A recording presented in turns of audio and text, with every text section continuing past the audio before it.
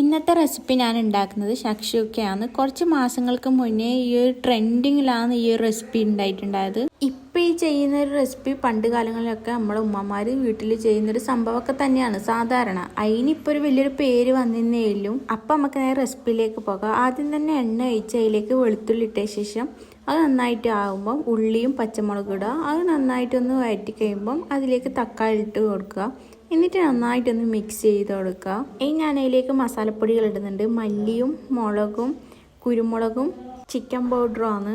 ഇനി ഒന്ന് നന്നായിട്ട് ഇളക്കി കൊടുക്കുന്നുണ്ട്. ഇത് മസാല പിടിക്കണം നന്നായിട്ട്.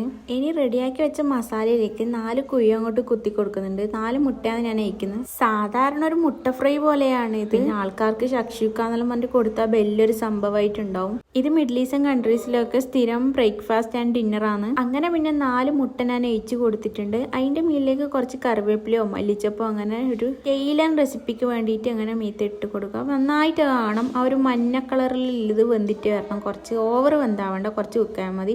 അങ്ങനെ ഇതാ എൻ്റെ റെഡി ആയിരിക്കുകയാണ് ഗായ്സ്. മസ്റ്റ് ട്രൈ വെച്ചാൽ മസ്റ്റ് ട്രൈ. അപ്പോൾ ലൈക്ക് ചെയ്യുക, സബ്സ്ക്രൈബ് ചെയ്യുക, കമൻ്റ് ആക്കാം. ബൈ.